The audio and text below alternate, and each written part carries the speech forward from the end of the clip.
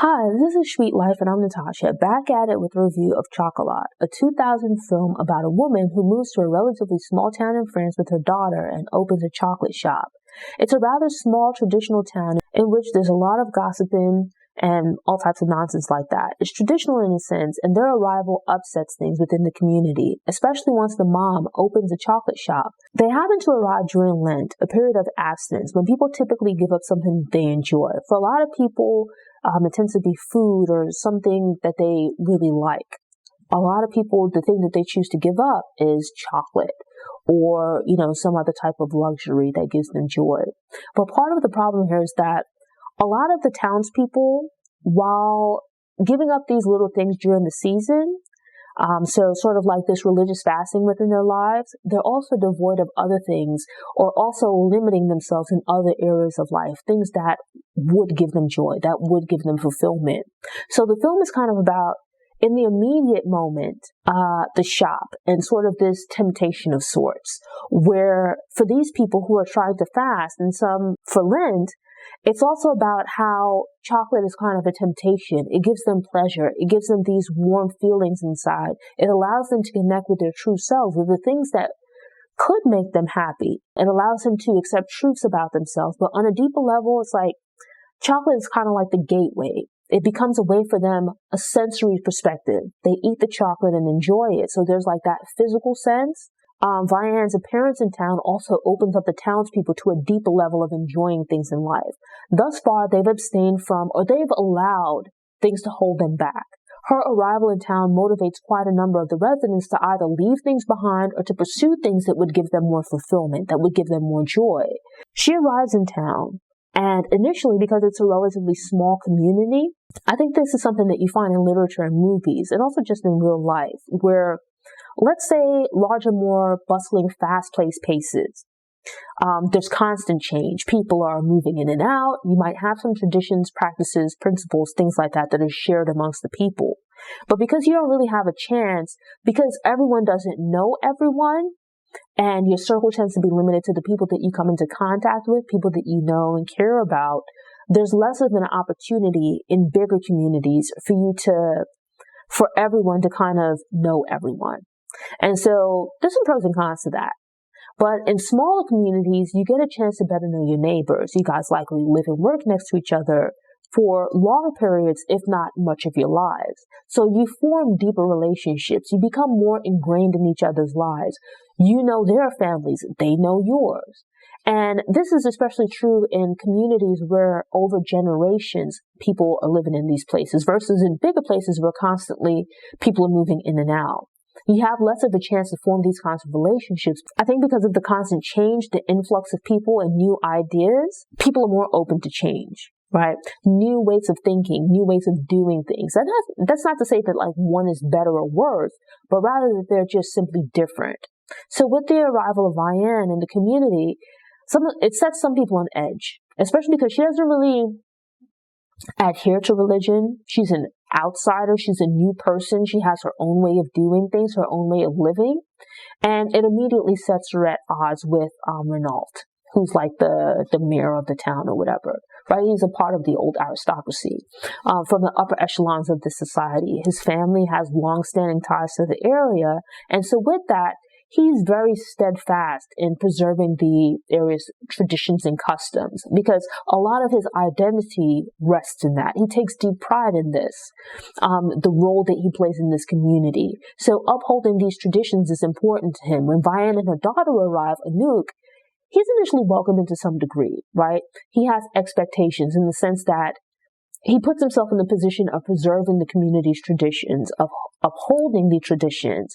And as part of this, where the townspeople are initially a bit standoffish because this is a new person and they've known each other for years, right? They've been familiar with each other for quite some time. There's some apprehension and skepticism about these new people. But eventually, through her interacting with them, most of the townspeople come around. They actually end up liking her, right? I think part of it is that the chocolate wins them over. And so it's like they say the way to a man's heart is through his stomach. But I think that's true for a lot of people, right? Or at least for the townspeople. There's this thing of like, people come into the shop and they can request particular items, but she has this practice where you spin a wheel or you look at an image and tell her what you see. And it gives her a reflection of who you are as a person, the things that you value, the things you believe in, the things that you need. And so through that, she's not able to necessarily specifically tailor a chocolate to you, but can rather make suggestions for things that you might enjoy based on your perspective on life, where you are in life. And so with that, she's able to like guide people towards not necessarily what they want or what they think they need, but based on what they express, she can guide them towards chocolates that might be a good match for them. And looking at this image, it tells a lot about the person. It tells about them and themselves. And so it gives a gateway into like their deeper desires, their motivations, right? And she can guide them towards the chocolates that would appeal to their inner selves. By doing this, she allows the residents of the town, because you have these expectations, right, where they worry about what people think about them, what people expect of them. And they sometimes limit themselves or cut themselves off from the things that would truly make them happy or make them feel fulfilled, the things that would give them joy, right, because they go for what they think they should like.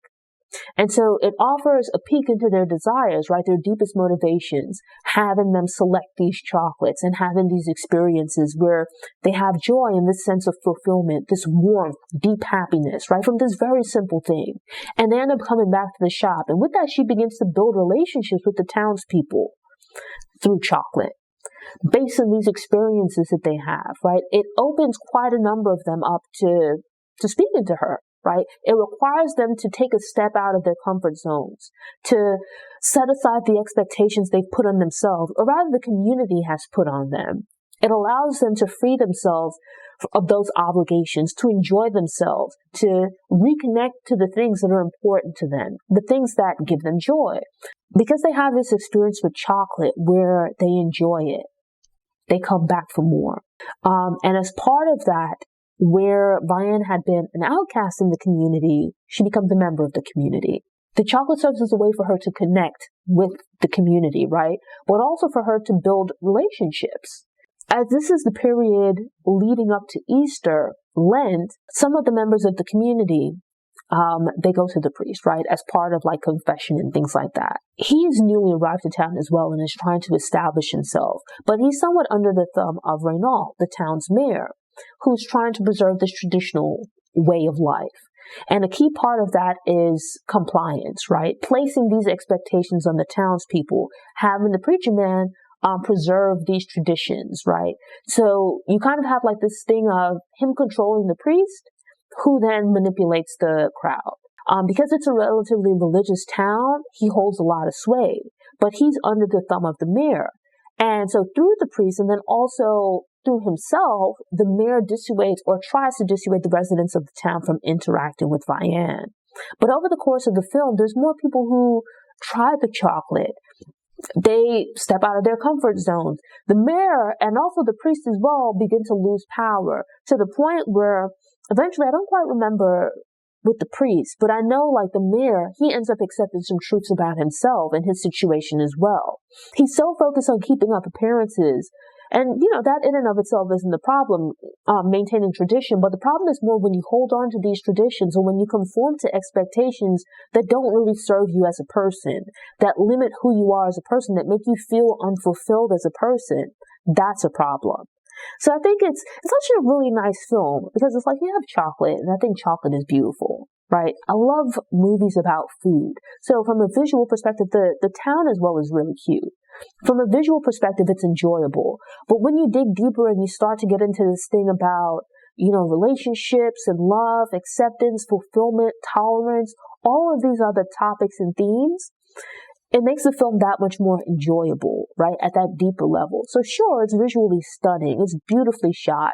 The town, the scenery itself, beautiful. So it's enjoyable from that perspective. But then it's like, when you dig deeper to this thing about people and their motivations, their passions, desires, seeking fulfillment, it becomes even more enjoyable. I mean, certainly you have like a love story develops between Vianne and the character Rue.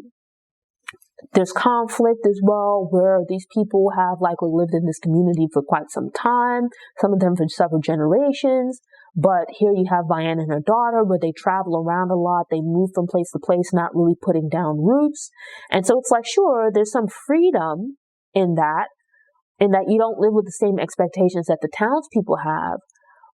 Because you move from place to place, you're allowed to pursue your passions, your dreams, but you also shortchange yourself by this thing of not really forming meaningful relationships. So it's like, while Vianne gives a lot to the town also gives to her. As, it ends up like everyone ends up getting what they need, right? The townspeople get the motivation to pursue freedom and true happiness, fulfillment. But by putting down roots in the community, forming relationships, it allows Vianne, rather than just like picking up at the first sign of trouble or resistance, it allows Vianne the opportunity to form relationships that also make her life more fulfilling.